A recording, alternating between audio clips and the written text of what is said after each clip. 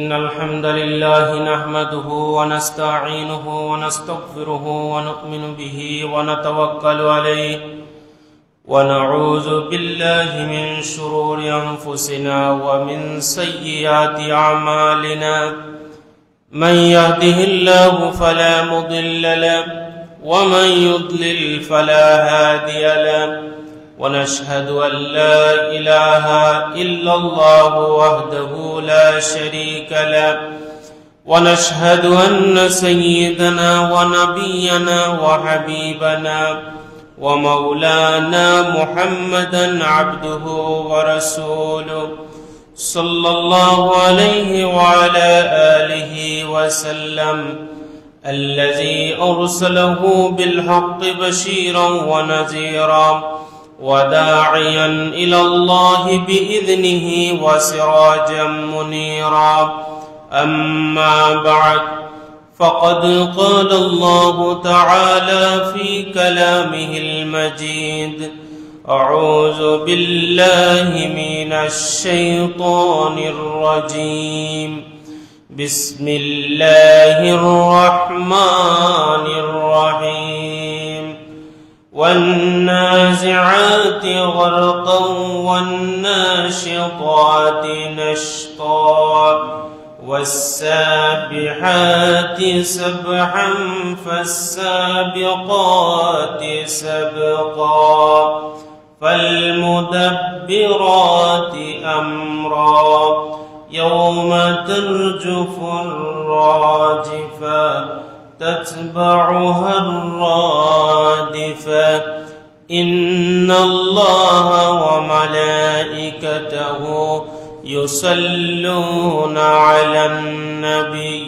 يا أيها الذين آمنوا صلوا عليه وسلموا تسليما اللهم سيدنا مولانا محمد وعلى آل سيدنا اللهم صل على سيدنا مولانا محمد وعلى آل سيدنا بلغ العلا بكماله كشف الدجى بجماله حسنت جميع خصاله صلوا عليه وعليه সম্মানিত উপস্থিতি রব্বুল আলামিনের দরবারে আমরা শুকরিয়া আদায় করছি যে রব্বুল আলামিন আমাকে আপনাকে আজকের এই মহতি দিন রব্বুল আলামিনের খানায়ে কাবার টুকরা মসজিদে এসে বসার তৌফিক দান করেছেন। আমরা সকলে অন্তরের অন্তঃস্থল থেকে শ্রদ্ধা ভক্তির সাথে কালিমাতুশ শুকর উচ্চারণ করে বলছি আলহামদুলিল্লাহ। আমাদের পক্ষ থেকে লক্ষ কোটি দুরুদ এবং সালামের হাদিয়া প্রেরণ করছি রাহমাতুল লিল আলামিন শাফিউল মুজনাবিন সৈয়দুস সাকালাইন নবিয়ুল হারামাইন ইমামুল কিবলাতাইন জাদ্দুল হাসান ওয়াল হুসাইন মাওলানা হাবিবিনা সাইয়্যিদিনা মুহাম্মদুর রাসূলুল্লাহ সাল্লাল্লাহু আলাইহি ওয়াসাল্লামের পবিত্র জান্নাতি কদম মোবারকে। সম্মানিত উপস্থিতি, আমরা গত সপ্তাহে সূরা নাবা থেকে আলোচনা শুনছিলাম। সূরা নাবার শেষ অংশ আমরা আলোচনা করে আমি যে আয়াতে কারিমা তিলাওয়াত করেছি সূরা আন-নাজিআত থেকে আমরা আলোচনা শুনব ইনশাআল্লাহ। বিশেষ করে কুরআনুল কারীমের 30তম পারা অর্থ সহ বুঝে বুঝে পড়া আমাদের জন্য অত্যন্ত জরুরি। মানব জীবনের যা কিছু প্রয়োজন সবকিছুর আয়োজন রব্বুল আলামিন এই অংশের মধ্যে তুলে ধরেছেন। বিশেষ করে রব্বুল আলামিন এই 30তম পারার মধ্যে বেশি বেশি আখিরাতের কথা বলেছেন। অর্থাৎ আমরা যাতে আখিরাতমুখী হতে পারি, আমরা যাতে আল্লাহমুখী হতে পারি, কিয়ামতের বিভীষিকা অবস্থা বুঝে যেন আমরা রব্বুল আলামিনকে যথাযথভাবে তার হক আদায় করতে পারি, ইবাদত বন্দেগী করতে পারি। এই জন্য রব্বুল আলামিন 30তম পাড়ায় যে সূরাগুলো আমাদের জন্য সন্নিবেশিত করেছেন অত্যন্ত চমৎকার ভাষায়, হৃদয়গ্রাহী ভাষায়, যাতে মানুষের অন্তর ছুঁয়ে যায় এমন ভাষা দিয়ে রব্বুল আলামিন এই 30 পারাকে সন্নিবেশিত করেছেন। আমরা কুরআনুল কারীমের এই যে আলোচনা করি, এই আলোচনা করার জন্য লম্বা সময়ের দরকার, লম্বা আলোচনার দরকার। তাফসীর যখন ক্লাসে পড়ানো হয় তখন তাফসীরের পদ্ধতি একরকম থাকে, যখন জনসম্মুখে আলোচনা করা হয় তখন তাফসীরের পদ্ধতি অন্যরকম থাকে। তো এই কথা বিবেচনা করে যাতে আমরা সকলেই এই সূরার মূল বিষয়টা আমরা একটু ধারণ করতে পারি, একটু বুঝতে পারি, এই সূরার মূল বিষয়গুলো যাতে আমরা অনুধাবন করতে পারি, এই জন্য আমরা সামান্য একটু টাচ দিয়ে আমরা আলোচনা করি। তো রব্বুল আলামিন যদি তৌফিক দান করেন, ইনশাআল্লাহ আমরা কুরআনুল কারীমের এই 30তম পারা আমরা ধারাবাহিক তাফসীর আমরা শুনবো ইনশাআল্লাহ। সূরা নাবায় রব্বুল আলামিন কাফের মুশরিকদেরকে, তারা যে কিয়ামত বিশ্বাস করে না, এই জন্য রব্বুল আলামিন তার সার্বভৌমত্বের কথা, তার সৃষ্টি জগতের সৃষ্টির রহস্যের কথা উল্লেখ করেছেন। উল্লেখ করতে করতে আমরা গত সপ্তাহে আলোচনা করেছি, এক পর্যায়ে রব্বুল আলামিন এর পরের আয়াতে বলছেন, ওয়া আনজালনা মিনাল মু'সিরাতি মাআন সাজ্জাজা। তোমরা কি একবার মেঘমালার দিকে তাকিয়ে দেখো না? এই মেঘমালা থেকে আমি প্রচুর বৃষ্টি বর্ষণ করি। আপনি স্বাভাবিক অবস্থায় মেঘমালার দিকে তাকান, এই মেঘমালা যদি আপনার মাথার উপরে থাকে, এই মেঘমালা ভেঙে আপনার ঘরের চালের উপর পড়ে না।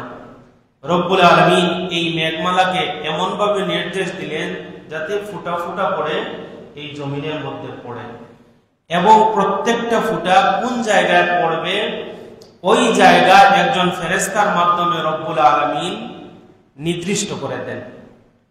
এত বড় করে রব্বুল আলামিন বাড়ি বর্ষণ করেন না, বৃষ্টি বর্ষণ করেন না, যেই বর্ষণের কারণে আমরা ঘর থেকে বের হতে না পারি।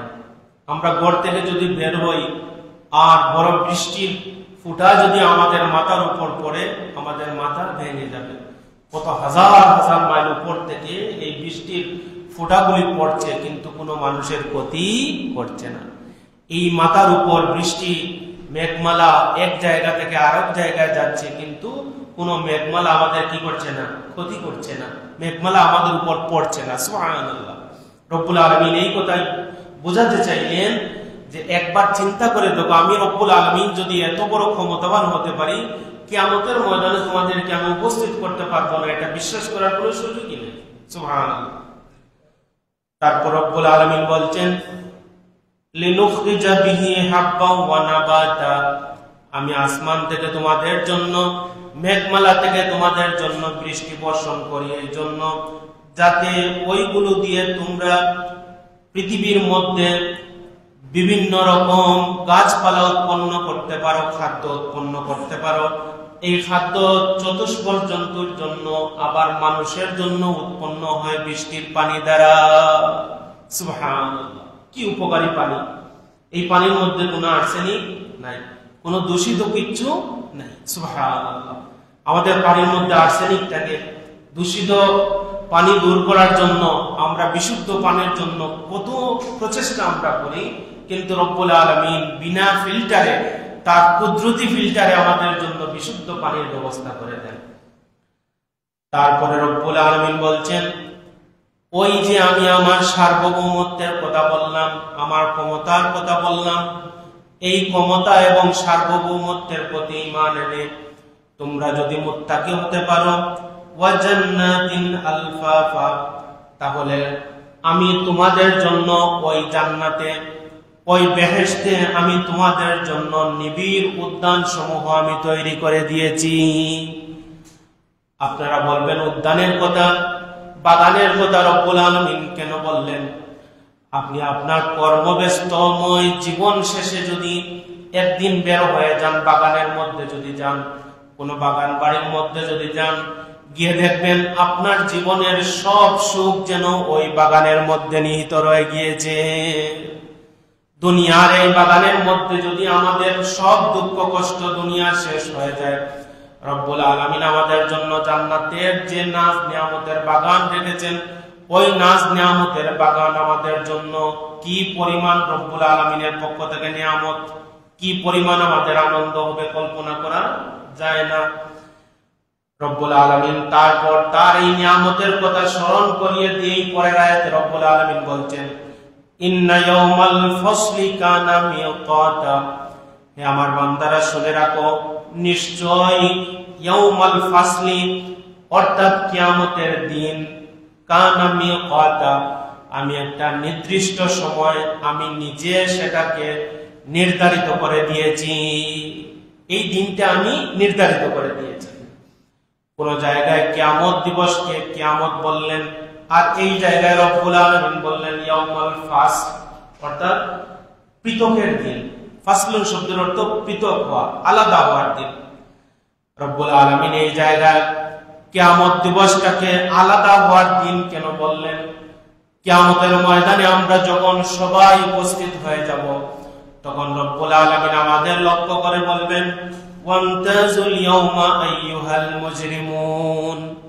রব্বুল আলামিন এই পৃথিবীর আদি থেকে অন্ত পর্যন্ত সব মানুষের সামনে বলবেন, আজকের এই দিনে মুমিন এবং নাফরমান তোমরা আলাদা হয়ে যাও।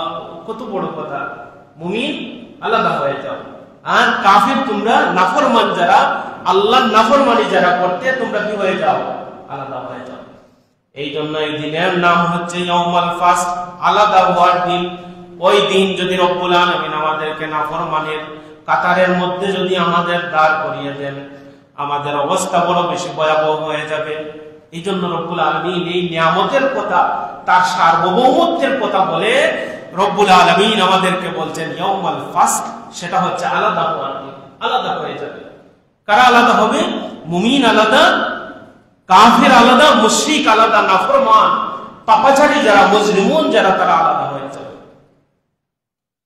সম্মানিত সুধী, তারপর রব্বুল আলামিন আমাদেরকে একটা সিগন্যাল দিলেন, বড় একটা বার্তা আমাদের সামনে তুলে ধরলেন। রব্বুল আলামিন পরের আয়াতে বললেন, ওয়ায়াউমা ইউনফাখু ফিস-সূরি ফাতাতুনা আফওয়াজা। রব্বুল আলামিন বলছেন, যখন আমি সিংহায় ফুৎকার দিয়ে দেব, তখন দলে দলে তোমরা হাসরের ময়দানে উপস্থিত হতে থাকবে। সিংহায় যখন ফুৎকার হয়ে যাবে, দলে দলে তোমরা হাসরের ময়দানে উপস্থিত। সিংহার ফুৎকারের ব্যাখ্যার মধ্যে আসছে রব্বুল আলামিন কিয়ামতের আগে কিয়ামত সংগঠিত করার জন্য 3টা ফুৎকার দিবেন। প্রথম ফুৎকারের নাম হচ্ছে নাফখাতুল ফাজা। যখন সাইয়্যিদুনা হযরত ইসরাফিল আলাইহিস সালাম প্রথম ফুৎকার দিবেন, নাফখাতুল ফাজা যখন হয়ে যাবে, পৃথিবীর সকল প্রাণীগুলা হতভম্ব হয়ে যাবে, তারা কিংকর্তব্য বিমূঢ় হয়ে যাবে, তাদের ব্রেন এলোমেলো হয়ে যাবে, তারা বুঝতে পারবে না তারা কি করবে। এমন একটা পরিস্থিতি হবে, মনে করেন আপনি একটা খুব বেশি লোকারণ্য একটা জায়গায় আপনি গিয়েছেন, হঠাৎ ওই জায়গায় কোনো বিকট আওয়াজ হলো, অথবা হঠাৎ কোনো বোম ফেলা হলো, অথবা হঠাৎ সেই জায়গায় কোনো অ্যাক্সিডেন্ট হলো, তখন আপনার ব্রেন কিভাবে থাকবে? ব্রেন আপনারা কাজ কি করবেন, কি ভেবে পাবেন না। এই যে মাইলস্টোনের কলেজে যে বিস্ফোরণ হলো, একটা বিমান পড়লো, তারা নিজেরা কল্পনা করতে পারে না এখন তারা কি করবে। তারা কিংকর্তব্য বিমূঢ় হয়ে গেছে, এখন কি করবে তারা? কিয়ামতের ওই ফুৎকার, প্রথম ফুৎকার দেওয়ার পর আমাদের অবস্থা এই হয়ে যাবে। দুনিয়ার এই একটা বিকট আওয়াজ যদি এমন হয়, কিয়ামতের ওই বিকট আওয়াজ কেমন হবে একটু চিন্তা করেন। তারপর রব্বুল আলামিন আরেকটা ফুৎকার দিবেন। আরেকটা ফুৎকার যখন দিবেন, সেই সময়ের পার্থক্য হয়ে যাবে 40 বছর। কত বছর? 40। রব্বুল আলামিন নাফখাতুস সু'কে অর্থাৎ দ্বিতীয় ফুৎকার যখন দিবেন, সাইয়্যিদুনা হযরত ইসরাফিল আলাইহিস সালাম রব্বুল আলামিনের হুকুমে যখন দ্বিতীয় ফুৎকার দিবেন, এই পৃথিবীর রব্বুল আলামিনের যত সৃষ্ট জীব আছে সবাই মৃত্যুবরণ করবেন, সবাই মারা যাবেন। তারপরে আরো 40 বছর যখন চলে যাবে, রব্বুল আলামিন বলবেন তৃতীয় ফুৎকার দেওয়ার জন্য। ওই ফুৎকার হবে নাফখাতুল কিয়ামা, কিয়ামতের ফুৎকার।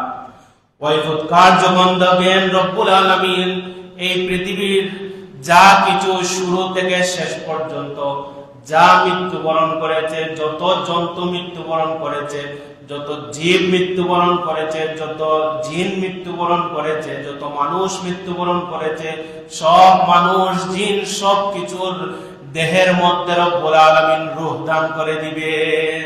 সবাই জীবিত হয়ে যাবে। জীবিত হয়ে দৌড়ে দৌড়ে তাদের নিজ অবস্থান থেকে রব্বুল আলামিনের কাছে হাজিরি দেওয়ার জন্য হাসরের ময়দানে উপস্থিত হয়ে যাবে। সুবহানাল্লাহ, সবাই হাসরের ময়দানে উপস্থিত হয়ে যাবে। রব্বুল আলামিন এই কথা বলছেন, ইয়াউমা ইউনফাখু ফিস-সূরি ফাতাতুনা আফওয়াজা, যখন আমি ফুৎকার দিয়ে দিব, দলে দলে মানুষ উপস্থিত হওয়ার জন্য হাসরের ময়দানে মানুষ উপস্থিত হবেন। আর ওই সময় ওয়াফতিহাতিস সামাউ ফাকানাত আবওয়াবা, আমি রব্বুল আলামিন তোমাদের মাথার উপর যে 8টা আসমান আমি তৈরি করেছি, এই 8টা আসমানে আমি যত দরজা আমি রেখেছি, যত আবওয়াবা, যত দরজা আমি রেখেছি, সব দরজাগুলোকে ফতিহাত আমি রব্বুল আলামিন খুলে দিব। আসমানের সব দরজা রব্বুল আলামিন কি করবেন? খুলে দিবেন। সুবহানাল্লাহ। ওয়াসুইরাতিল জিবালু ফাকানাত সাওয়াবা, এই পৃথিবীর মধ্যে রব্বুল আলামিন যত পাহাড় তৈরি করে রেখেছেন, সব পাহাড়গুলো তারা স্থানচ্যুত হয়ে যাবে। কোন পাহাড় বালু রাশির ন্যায় হয়ে যাবে। এই জন্য তাফসীরের মধ্যে আসছে পাহাড় 6টা অবস্থা হবে। মরিচিকার মতো হয়ে যাবে অথবা বালুকোনার মতো হয়ে যাবে। ওই সময় আকাশ অন্ধকার হয়ে যাবে, আকাশ বিদীর্ণ হয়ে যাবে, দুনো পশমের মতো, দুলিকোনার মতো, এই বিশাল বিশাল মাউন্ট এভারেস্ট পাহাড়ের মতো ওই বড় বড় পাহাড়গুলো চূর্ণ বিচূর্ণ হয়ে যাবে, ধুলাবালির মতো হয়ে যাবে। এই পাথরগুলোর, এই পাহাড়গুলোর কথা রব্বুল আলামিন বলছেন, ওয়াসুইরাতিল জিবালু ফাকানাত সারাবা। তারপর রব্বুল আলামিন বলছেন, যে বান্দা মনে রাখো, স্মরণ রাখো, ইন্না জাহান্নামা কানাত মিরসাদা, হে মানুষগুলা, এই পৃথিবীর মানুষ তোমরা স্মরণ রাখো, নিশ্চয় জাহান্নাম হচ্ছে একটা ঘাঁটি। জাহান্নাম কি? ঘাঁটি।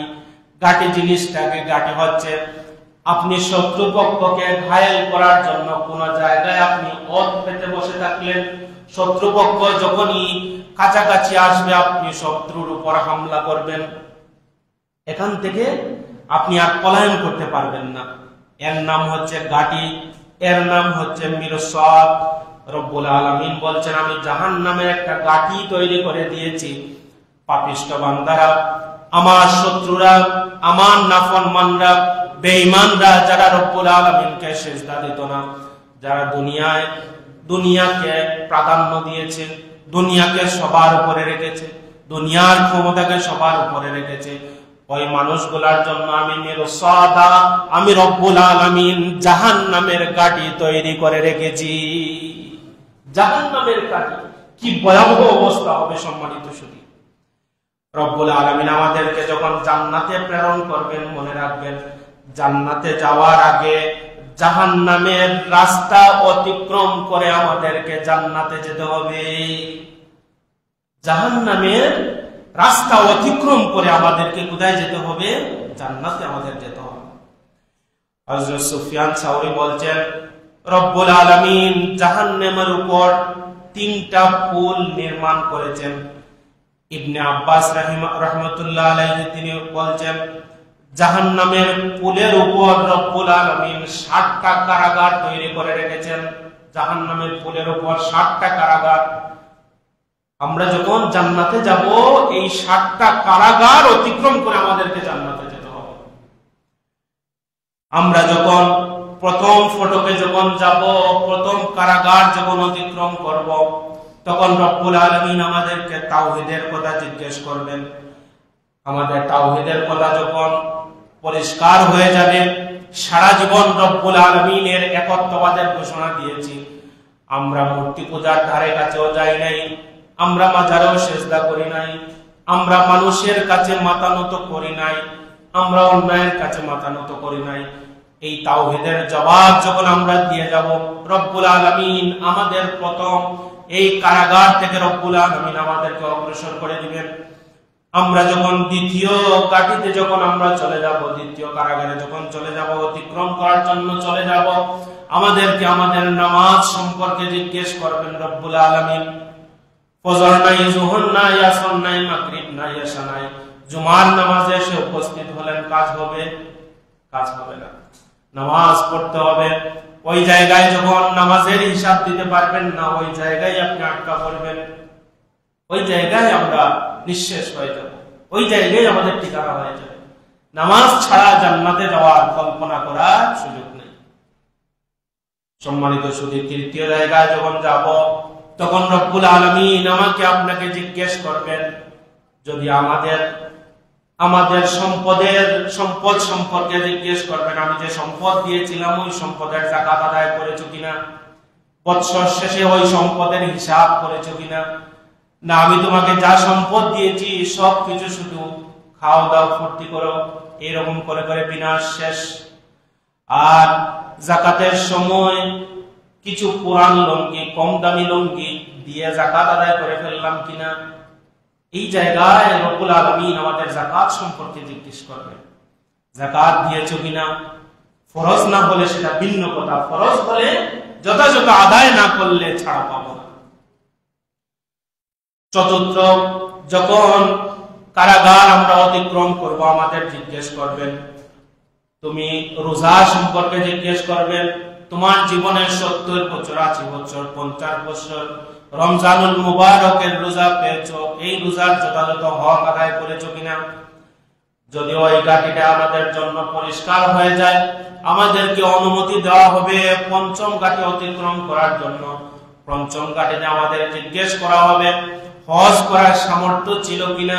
যদি বলি হজ করার সামর্থ্য ছিল, রব্বুল আলামিন বলবেন হজ আদায় করেছো কিনা। ওই জবাবটা যদি আমাদের জন্য পরিষ্কার হয়ে যায়, আমাদেরকে ষষ্ঠ ঘাটিতে যাওয়ার পারমিশন দেওয়া হবে। ষষ্ঠ ঘাটিতে জিজ্ঞেস করা হবে, তোমার উমরা করার মতো তৌফিক ছিল কিনা। যদি বলি হ্যাঁ, তাহলে বলবেন উমরা করেছো কিনা।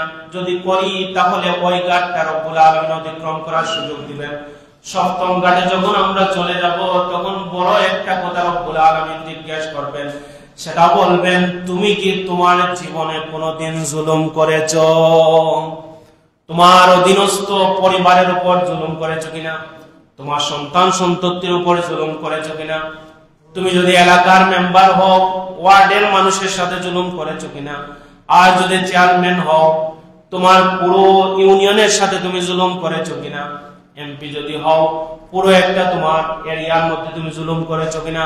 রাষ্ট্রপ্রধান যদি হও, রাষ্ট্রের মানুষের সাথে তুমি জুলুম করেছো কিনা? তাদের হক যথাযথভাবে আদায় করেছো কিনা? এইগুলা যদি দিয়ে দেই, তাহলে রব্বুল আলামিন আমাকে আপনাকে পারমিশন দিয়ে দিবেন জান্নাতে যাওয়ার জন্য। সুবহানাল্লাহ। এইজন্য রব্বুল আলামিন বলছেন, ইন্না জাহান্নামা কানাত মিরসাদা, নিশ্চয়ই জাহান্নাম হচ্ছে একটা ঘাটি। তারপর রব্বুল আলামিন বলছেন, লিত্তাগিনা মাআবা, শুনে রাখো যারা সীমা লঙ্ঘনকারী তাদের জন্যই আমি রব্বুল আলামিন এই আবাসস্থল তৈরি করে রেখেছি। যারা দুনিয়ায় থাকতে জুলুম করত, যারা উমরা আদায় করে নাই, হজ আদায় করে নাই, রোজা আদায় করে নাই, যাকাত প্রদান করে নাই, নামাজ প্রদান করে নাই, রব্বুল আলামিনের তাওহীদের স্বীকৃতি দেয় নাই, ওই মানুষের জন্য, ওই মানুষগুলোর জন্য আমি লিত্তাগিনা মাআবা, ওই মানুষগুলা হলো সীমা লঙ্ঘনকারী। আর এই সীমা লঙ্ঘনকারী মানুষের জন্য আমি জাহান্নাম নির্দিষ্ট করে রেখেছি, তাদের জন্য জাহান্নাম নির্দিষ্ট। আর লাবিসিনা ফিহা আহকাবা, এটা এমন একটা জায়গা, ওই জায়গায় তারা চিরকাল অবস্থান করবে, বের হওয়ার কোনো সুযোগ তাদের নাই। আর লা ইয়াযুকুনা ফিহা বারদান ওয়ালা শারাবা, রব্বুল আলামিন এই জাহান্নামের ভয়াবহের কথা তুলে ধরে রব্বুল আলামিন বলছেন, এটা এমন একটা জায়গা যেই জায়গায় আপনি স্নিগ্ধতার কোনো স্বাদ পাবেন না, এমন একটা জায়গা যেই জায়গায় আপনি পানীয় বস্তুর কোনো স্বাদ পাবেন না, না পাবেন ঠান্ডা, না পাবেন আপনি আরামের কোনো জিনিস, সবকিছু পাবেন গরম, সবকিছু পাবেন উত্তপ্ত। আপনি যখন কোনো কিছু খাবেন আপনার নাড়ি বুড়ি সহ সবকিছু একেবারে মিসমার হয়ে যাবে। এমন একটা অবস্থা হচ্ছে জাহান্নাম। তারপর বলছেন ইল্লা হামিমা ওয়া গাসসাকা, যখন পানি চাইবেন তখন আপনাকে জাহান্নামের ফুটন্ত আগুন আপনাকে দেয়া হবে। যখন আপনি খাবার চাইবেন জাহান্নামের ওই পচা পুষগুলো আপনাকে খাবারের জন্য দেওয়া হবে। এই জন্য আমরা সব সময় আল্লাহুম্মা আজিরনি মিনান নার, জাহান্নাম থেকে রব্বুল আলামিনের কাছে পরিত্রাণ চাই এবং জাহান্নাম থেকে বাঁচার জন্য যে সমস্ত কাজ আমাদের করার দরকার ওই কাজ আমাদের করতে হবে। জীবনে যখন চলবো, লেনদেন যখন করব, ওই লেনদেন যেন জাহান্নামে বাঁচার উপায় হয় আমাদের। চাকরি যখন করব জাহান্নাম থেকে বাঁচার যেন উপায় হয়।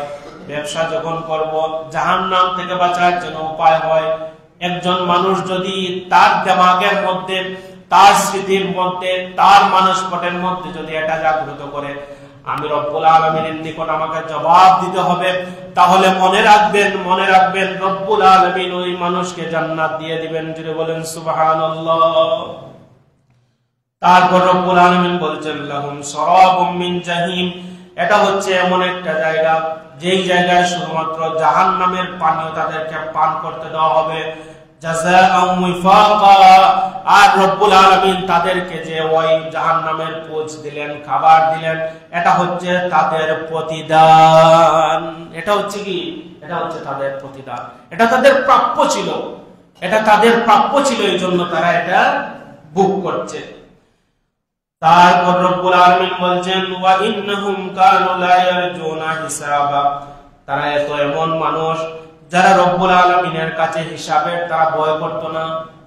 রব্বুল আলামিনের নিকট যে একবার আমাকে হিসাব দিতে হবে, রব্বুল আলামিনের কাছে যে আমাকে একবার দণ্ডায়মান হতে হবে, সেটা তারা একবার কল্পনা করত না।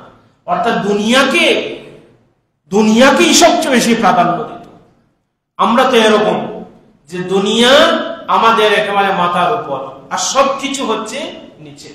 দুনিয়াদারি করার পর যদি সময় পাই আর যদি শরীরে কুলায় তাহলে ওই কাজটুকু আমাদের আল্লাহ বিল্লাহর কাছে যদি পারি পাঠাবো, আর না হলে দুনিয়াটা আমাদের মস্ত বড় আমাদের নিকট। সম্মানিত শুধু এই জন্য এই সূরা আমাদেরকে বেশি বেশি পড়তে হবে। তারপর রব্বুল আলামিন বলছেন দুনিয়াদারি মানুষ হচ্ছে তিন প্রকার।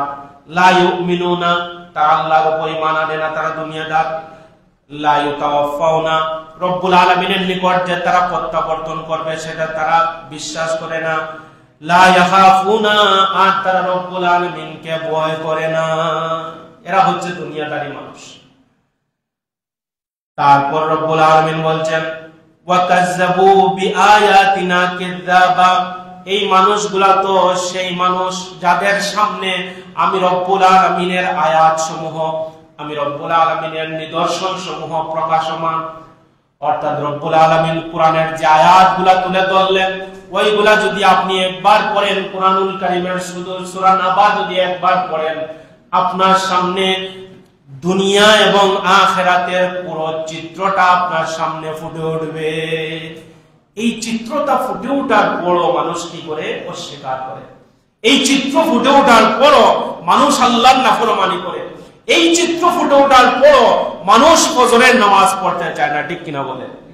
আমাদের মসজিদগুলো আজকে ফজরের সময় হাহাকার করে, মুসল্লিদের জন্য আমাদের মসজিদগুলো অপেক্ষা করে, কিন্তু মাঝে মধ্যে এমনও হয় ইমাম সাহেব একা একা নামাজ পড়তে হয়। এমন দৃশ্য আমাদের সামনে আছে না? নাই?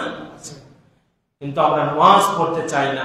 রব্বুল আলামিন বলছেন তোমরা অস্বীকার করো, আমার আয়াতগুলো প্রকাশমান, আমি যা বলছি তা সবকিছু পরিষ্কার, কোনো মিথ্যার কোনো কিছু নাই, কোনো বক্রতা নাই, পরিষ্কার। তারপরেও তোমরা আসো না, তাহলে তোমরা সেই জাহান্নামের ঘাটের কথা তোমরা স্মরণ করো।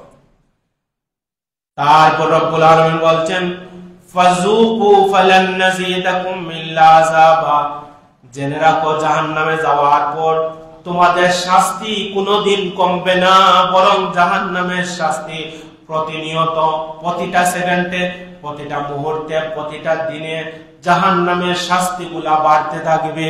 জোরে বলেন নাউজুবিল্লাহ। আমরা জাহান্নাম থেকে রব্বুল আলামিনের নিকট আশ্রয় চাই। এইগুলা বলে রব্বুল আলামিন এবার মুমিনদের মহা সফলতার কথা তুলে ধরলেন। রব্বুল আলামিন বললেন ইন্না লিল মুত্তাকিনা মাফাজা। রব্বুল আলামিন বলছেন যে ওইগুলাকে পিছনে রেখে যদি কেউ তার তাকওয়াটারে অগ্রগামী করতে পারে, রব্বুল আলামিনের ভয় যদি সে জাগ্রত করতে পারে, তাহলে মনে রাখো ওই ব্যক্তিটা হচ্ছে সফল ব্যক্তি। ঠিক কিনা বলেন? আমরা সফল কাকে মনে করি? যার টাকা পয়সা আছে, বিশাল অট্টালিকা আছে, বিশাল ক্ষমতার মালিক, বিশাল ব্যাংক ব্যালেন্সের মালিক, আমরা তাকে সফল বলি। কিন্তু রব্বুল আলামিন বলছেন সফল হচ্ছে সেই ব্যক্তি যে দালান গোটা তৈরি করেছে মুত্তাকি অবস্থায়। ঠিক কিনা বলেন? যার ব্যাংক ব্যালেন্স আছে মুত্তাকি অবস্থায়, যার ব্যাংক ব্যালেন্স নাই মুত্তাকি। যদি এই রকম হতে পারো তাহলে তুমি ধনী হলেও সফল কাম, তুমি গরিব হলেও সফল কাম। তারপর রব্বুল আলামিন ওই মুত্তাকি বান্দাগুলির কিছু পুরস্কারের কথা তুলে ধরেছেন। রব্বুল আলামিন বলছেন হাদাইকা ওয়া আনাবা, আমি তাদের জন্য বিশাল উদ্যান জান্নাতের মধ্যে তৈরি করে রেখেছি। আঙ্গুরের উদ্যান আমি জান্নাতে তৈরি করে রেখেছি। ওয়া কাওয়াইবা আতরাবা, আর আমার ওই জান্নাতি মানুষগুলার আনন্দ দেওয়ার জন্য সমবয়স্কা নব যুবতীগণকে আমি জান্নাতে প্রস্তুত করে রেখেছি। সুবহানাল্লাহ। তারপর রব্বুল আলামিন বলছেন ওয়া কাসান দিহাকা, তাদের জন্য আমি পরিপূর্ণ পান পাত্র, পানি পান করার জন্য আমি পান পাত্র তাদের জন্য প্রস্তুত করে রেখেছি। তারা যখন জান্নাতে চলে যাবে লা ইয়াসমাউনা ফিহা লাগওয়ান ওয়ালা কিযাবা, জান্নাতে যাওয়ার পর তারা কোনো নিরর্থক কথা শুনবে না, জান্নাতে যাওয়ার পর তারা কোনো মিথ্যা কথা শুনবে না। সুবহানাল্লাহ বলেন। এই কথাটার তাৎপর্য একবার বুঝেন। যারা মিথ্যা কথা বলে তারা হচ্ছে জাহান্নামী ব্যক্তির বৈশিষ্ট্য তাদের মধ্যে আছে। যারা নিরর্থক কথা বলে মনে করবেন জাহান্নামীদের বৈশিষ্ট্য তাদের মধ্যে আছে। যারা সত্য কথা বলে, জীবনের সংকটময় পরিস্থিতিতে যারা সত্য কথা বলে, যারা বেহুদা কথা বলে না, যারা নিরর্থক কথা বলে না, আল্লাহর কোরআনের ভাষায় তাদের মধ্যে জান্নাতের বৈশিষ্ট্য রয়েছে। ঠিক কিনা বলেন? জান্নাতের বৈশিষ্ট্য, জান্নাতি বৈশিষ্ট্য হচ্ছে মানুষ মিথ্যা কথা বলবে না। জান্নাতি বৈশিষ্ট্য হচ্ছে তারা নিরর্থক কথা বলবে না, বেহুদা কথা বলবে না, বাজে কথা বলবে না। আমাদের সমাজে বাজে কথার প্রচলন আছে না নাই? দুইজন চারজন এক জায়গায় বসলেই মানুষের গীবত, পরনিন্দা, পরচর্চা, ওইগুলা দিয়ে আমাদের এই মজলিসটাকে আমরা ভরপুর করে রাখি। ঠিক কিনা বলেন? এই জন্য আল্লাহ রাব্বুল আলামিন বলছেন সেখানে যাওয়ার পর মানুষ নিরর্থক কোনো কথা শুনবে না, মিথ্যা কথা শুনবে না। তারপর রব্বুল আলামিন তার সার্বভৌমত্বের আরেকটি কথা তুলে ধরলেন, বললেন রব্বিস সামাওয়াতি ওয়াল আরদি ওয়া মা বাইনাহুমার রাহমানি লা ইয়ামলিকুনা মিনহু খিতাবা। রব্বুল আলামিন বলছেন এই আসমান এবং জমিনের মধ্যবর্তী জায়গায় যা কিছু রয়েছে সব কিছুর ক্ষমতার একমাত্র অধিপতি, ক্ষমতার মালিক যিনি, তিনি হচ্ছে আমি আল্লাহ। জোরে বলেন সুবহানাল্লাহ। আমি রহমান হচ্ছি সব ক্ষমতার, সব ক্ষমতা আমি রব্বুল আলামিনের হাতে। আমাদের ক্ষমতা, আমাদের বাহাদুরি, আমাদের অহংকার, এটা কচু পাতার মধ্যে জল পড়লে যেরকম ঠিক সেই রকম। কিন্তু আমাদের বাহাদুরির শেষ নাই, ক্ষমতা পাওয়ার পর ক্ষমতার অপব্যবহারের শেষ নাই। সম্মানিত সুধী, রব্বুল আলামিনের নিকট আমরা আশ্রয় চাইব এবং এই সূরাগুলি আমরা পড়ব। আমি শেষ করে দিচ্ছি, শেষ আয়াতগুলো করে। রব্বুল আলামিন তারপর বলছেন, শুনে রাখো, ইয়াউমা ইয়াকুমুর রূহু ওয়াল মালাইকাতু সাফফান লা ইয়াতাকাল্লামুনা ইল্লা মান আযিনা লাহুর রহমান ওয়া ক্বালা সাওয়াবা। তোমরা শুনে রাখো, কিয়ামতের ময়দানে হযরত জিবরিল সহ সব ফেরেশতারা তারা এক কাতারবদ্ধ হয়ে, সারিবদ্ধ হয়ে তারা দাঁড়িয়ে যাবে। ওই দিন আমি রব্বুল আলামিনের অনুমতি ছাড়া কে আছো আমি আল্লাহর সামনে কথা বলা, আমি আল্লাহর সামনে কথা বলার দুঃসাহসিকতা কারণ নাই। তবে আমি রব্বুল আলামিন যাকে পারমিশন দিব, যাকে হুকুম দিব, যাকে আমি এলাও করব, তিনি আজকে কথা বলতে পারবেন। ইল্লা মান আজিনা দিয়ে রব্বুল আলামিন বোঝাতে চাইলেন যে আমি পারমিশন না দিলে কেউ কথা বলতে পারবে না, আমি পারমিশন না দিলে সেই দিন কেউ সুপারিশ করতে পারবে না। সেই দিন পারমিশন সর্বপ্রথম যিনি পাবেন তিনি হচ্ছেন আমাদের নবী জনাবে মুহাম্মদুর রাসূলুল্লাহ সাল্লাল্লাহু আলাইহি ওয়াসাল্লাম। যিনি সেই দিন সর্বপ্রথম সুপারিশ করবেন তিনি হচ্ছেন আমাদের নবী আকা মাওলা জনাবে মুহাম্মদুর রাসূলুল্লাহ সাল্লাল্লাহু আলাইহি ওয়াসাল্লাম। সম্মানিত সুধী, তারপর রব্বুল আলামিন বলেন যালিকাল ইয়াউমুল হক ফামান শাআ আত্তাখাযা ইলা রাব্বিহি মাআবা। এই দিনটা রব্বুল আলামিন, আমি রব্বুল আলামিন সুনির্দিষ্ট করে রেখেছি। এটা একদিন ঘটবে তাতে কোনো সন্দেহ নাই। ইন্না আনজালনাকুম আযাবান কারীবা। আর আমার ওই নিয়ামতগুলা পাওয়ার পর যারা পৃষ্ঠদেশ প্রদর্শন করেছো, তোমরা আমার ভয়কে, তোমরা আমার আযাবকে তোমরা ভয় করো। তারপর রব্বুল আলামিন এই সূরা শেষ করলেন একটা আফসোস দিয়ে। এই আফসোসটা হচ্ছে ইয়াউমা ইয়ানজুরুল মার'উ মা কদ্দামাত ইয়াদাহু ওয়া ইয়াকুলুল কাফিরু ইয়া লাইতানি কুনতু তুরাবা। রব্বুল আলামিন বললেন কিয়ামতের ময়দানে আমি সব পশুদেরকে আমি একত্রিত করব। যে গরু আরেকটা গরুকে আক্রান্ত করেছে আমি বলবো এই প্রতিশোধ তুমি নাও। একটা পাখি আরেকটা পাখিকে আঘাত দিয়েছে আমি বলবো তাকে আঘাত দাও, প্রতিশোধ নাও। সব প্রাণী যখন তাদের প্রতিশোধ নেওয়া শেষ হয়ে যাবে আমি সবাইকে বলবো তোমরা মাটি হয়ে যাও। সবাই মাটি হয়ে যাবে, সবাই একাকার হয়ে যাবে, তাদের বিচার শেষ, তারা নিঃশেষ, তাদের কোনো অস্তিত্ব নাই।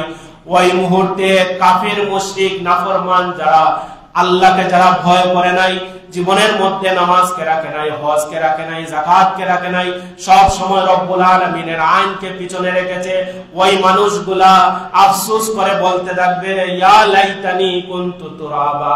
হায় আফসোস, আজকের এই দিনে যদি আমরা ওই পাখিগুলার মতো, ওই জন্তুগুলার মতো আমরা মাটি হয়ে যেতাম।